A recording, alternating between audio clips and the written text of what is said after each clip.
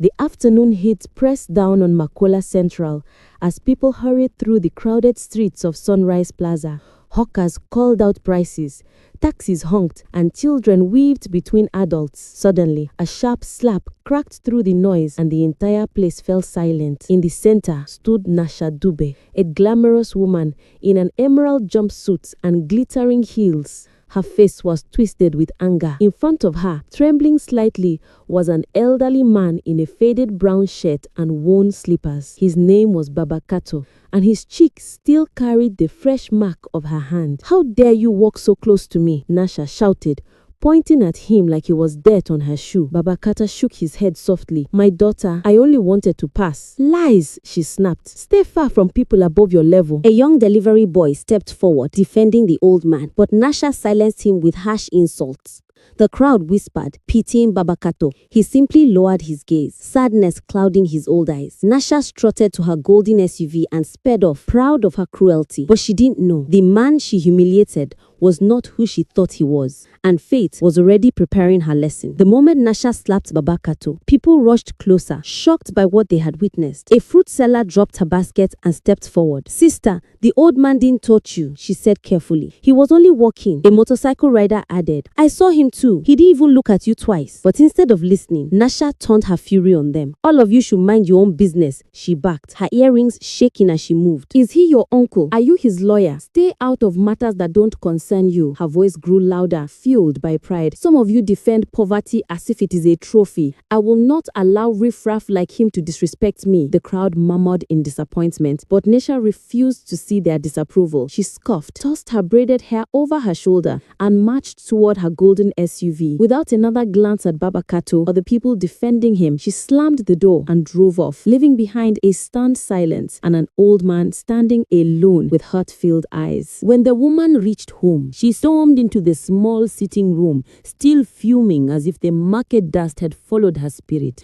She found her mother peeling cassava by the doorway and immediately began pouring out the story. How the dirty old man had blocked her path, how she shouted at him, and how the bystanders dared to defend him. But instead of comforting her, her mother dropped the cassava bowl with a sharp thud and stared at her daughter with deep disappointment. "Have you lost all your manners, Abeni?" she asked. "Since when do we insult elders because of how they look? You judged that man with your eyes, not with your heart." Her voice grew heavier, carrying the weight of wisdom passed down through generations. "In this world, my child, appearance can fool you. Respect never costs anything, but disrespect can cost you more than you think." Abeni lowered her gaze, suddenly unsure of her own behavior, but her pride wouldn't let her admit it yet. While the woman ranted at home, the old man she had insulted was making his slow journey back through the quiet outskirts of the town. His clothes were still dusty, his wrapper faded, and his walking stick looked older than time itself. But the moment he reached the tall iron gates at the end of the road, everything changed. Two guards in crisp uniforms rushed to open the gate, bowing respectfully. The old man stepped inside a grand mansion that stretched across the land like a small kingdom. Marble floors gleamed beneath his feet, and a young housekeeper hurried forward to take his bag. As he removed his worn-out cap, his face softened, not with the weakness of poverty, but with the calm confidence of a man who owned far more than anyone could imagine. His disguise had once again done its work, revealing true character in the world outside. Later that evening, the old man sat in the quiet warmth of his private study, surrounded by carved wooden masks and shelves filled with ancestral relics. His son, young, powerful, and one of the richest men in the region, entered the room, concern written on his face. "Father, you look tired. Did something happen in town?" he asked. The old man gave a small chuckle and leaned back in his leather chair. "My son," he began, "you know why I go out dressed like a wanderer. Wealth blinds people. Some treat us with honeyed words only because they see gold on our necks." He tapped his chest slightly. "But when I appear poor, their true hearts rise to the surface." He told his his son about the woman who insulted him, and his voice grew firm. A wife for you must have kindness, not greed. I test people, so you choose a woman who loves character, not money. The old man's voice softened as memories he rarely spoke of rose like ghosts from the past. He looked at his son with tired eyes. I do this because I have lived the pain myself, he said quietly. When I was a young man, before these riches came, your mother walked away from me. She said poverty made her sick, and she left without looking back. He paused, the wound still fresh despite the years. That day taught me a lesson that money can hide a person's true heart. I don't want you to suffer the same betrayal, my son. Weeks slipped by like whispers on the harmattan wind, and the town buzzed with news that shook the elite circle.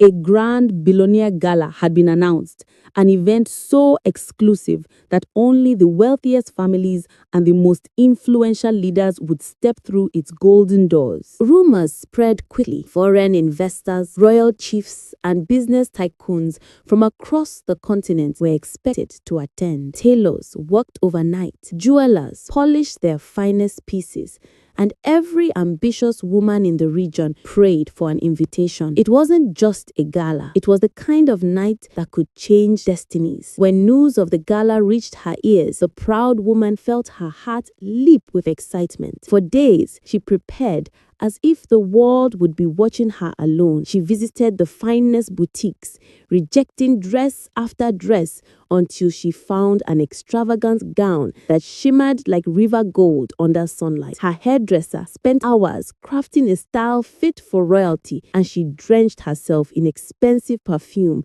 that announced her arrival before she even entered the room. On the night of the event, she stepped out of her car with her chin high, confidence overflowing like she already belonged among billionaires. Inside the grand ballroom, crystal chandeliers glittered above tables dressed in white and gold. The proud woman moved through the crowd like a queen surveying her kingdom, eyes scanning for attention.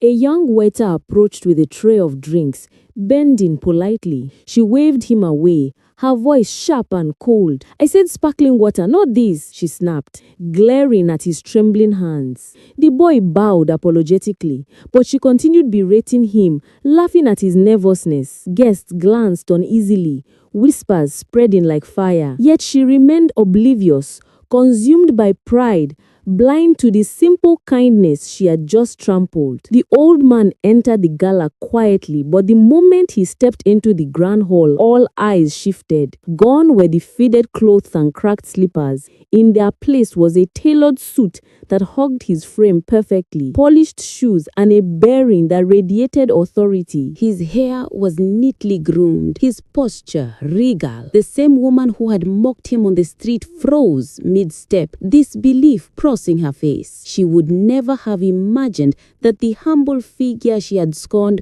was a man of immense wealth and power, commanding attention without a word. As he scanned the glittering crowd, his eyes fell on her instantly. The proud woman, draped in a crimson gown that sparkled like fire under the chandeliers, was laughing and posing as if she owned the room. A faint smile touched his lips, but his gaze hardened. He remembered the hot sting of her hand on his cheek, the cruel words that had cut deeper than any blade. She had humiliated him without reason, flaunting her wealth while he stood powerless in the street. Now, seeing her in the gilded hall, he knew fate had brought them together again. Across the ballroom, her eyes landed on the young billionaire, tall and composed, exuding quiet power. She recognized him instantly. Wealth, influence, and single status all written in his confident posture. A calculating smile spread across her face as she smoothed her gown and adjusted her hair. Every step toward him was deliberate, each laugh carefully measured. She leaned closer, letting her voice carry just enough sweetness to seem charming.